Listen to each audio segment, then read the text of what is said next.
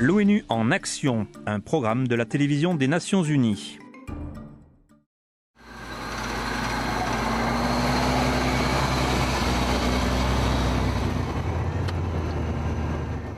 Lucas Maseko a longtemps rêvé de posséder sa propre ferme.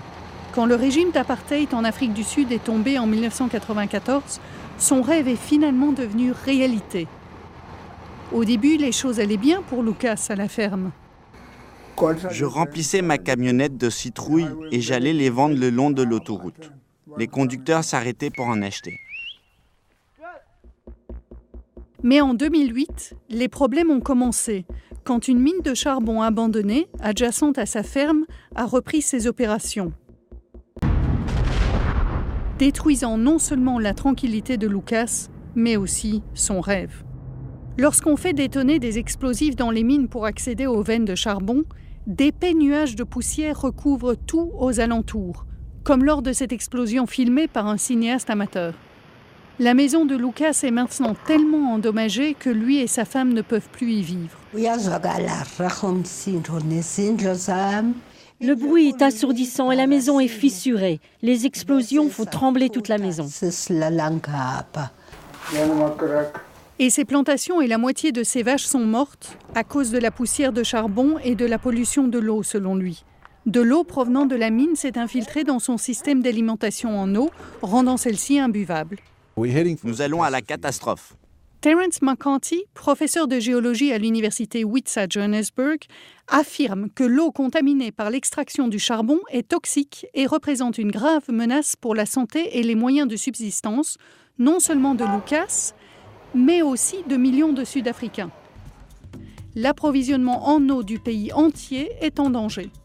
Nous détruisons notre principal réseau fluvial et nous ne pouvons rien y faire, à part cesser l'exploitation de ces mines. Mais le secteur minier en Afrique du Sud a beaucoup de défenseurs, car le charbon est une source importante de revenus à l'exportation et permet de créer des emplois. 90% de l'électricité du pays provient de la combustion du charbon. En conséquence, il y a des efforts d'atténuation des effets polluants en Afrique du Sud pour diminuer l'impact de l'extraction de charbon. N'importe quelle eau est traitable. On peut toujours faire quelque chose à partir d'une telle situation. À l'usine de purification d'eau de Malaheni, gérée par la compagnie minière Anglo-American Mines, Peter Gunther a créé un système pour compenser la pollution de l'environnement due aux activités minières, le premier du genre dans le monde. Désormais, 30 millions de litres d'eau contaminée par 3 de leurs mines sont traités chaque jour et transformés en eau potable pour la communauté. Je suis convaincu qu'il s'agit là d'un modèle durable qui peut être reproduit à l'avenir.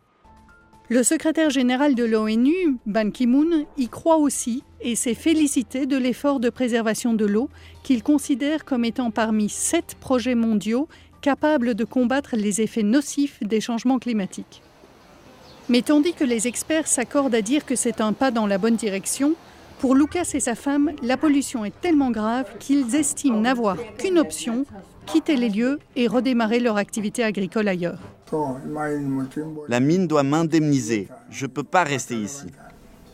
De nombreux scientifiques et activistes appellent à la cessation de toute activité minière jusqu'à ce qu'une solution économiquement viable à la contamination soit trouvée.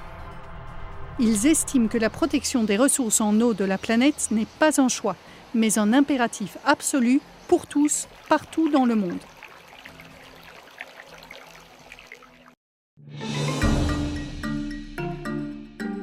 Ce reportage a été préparé par Jill Fickling pour les Nations Unies.